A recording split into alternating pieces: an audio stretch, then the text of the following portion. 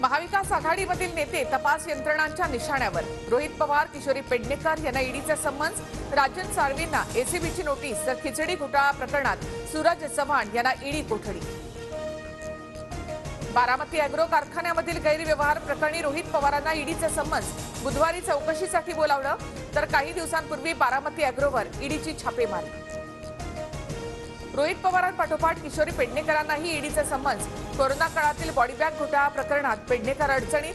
गुरुवारी चौकशीसाठी हजर राहण्याचे आदेश। मला अद्याप ईडीचा कुठलाही समन्स आलेला नाही, आल्यास चौकशीसाठी जाणार। पेडणेकरांची माहिती तर मी कुठलाही गुन्हा केलेला नाही, आम्हाला ज्या अग्निकुंडात उभं केलेलं आहे ते सहन करू। पेडणेकरांची प्रतिक्रिया।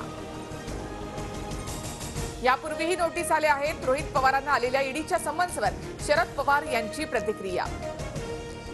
मला कधी अटक होऊ शकते, वरिष्ठांच्या आदेशानंतर पुढील कारवाई होईल असं एसीबीने सांगितलं। आमदार राजन साळवी यांची माहिती। थोरल्या बंधूंसह सोमवारी रत्नागिरी कार्यालयामध्ये हजर राहण्याची साळवींना नोटीस। महाविकास आघाडीच्या नेत्यांवर सूडबुद्धीने कारवाई।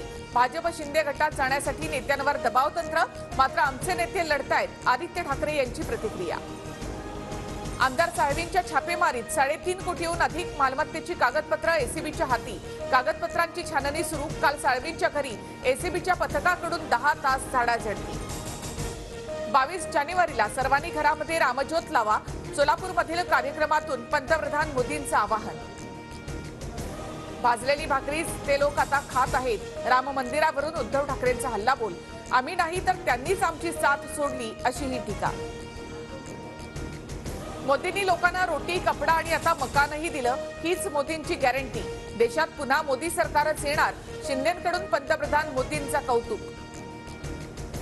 राजस्थानचे माजी मुख्यमंत्री अशोक गेहलोत मातोश्रीवर उद्धव ठाकरेंच्या भेटीला।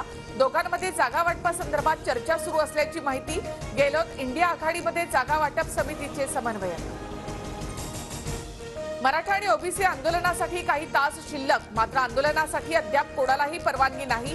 दोन्ही समाजाकडून आझाद मैदानासाठी अर्ज। पेन्शनच्या मागणीसाठी 48 दिवसांपासून अंगणवाडी सेविकांचा संप सुरू। संपावर असलेल्यांना नोकरीवरून काढून टाकण्याच्या नोटिसा मिळाल्याचा अंगणवाडी सेविकांचा आरोप।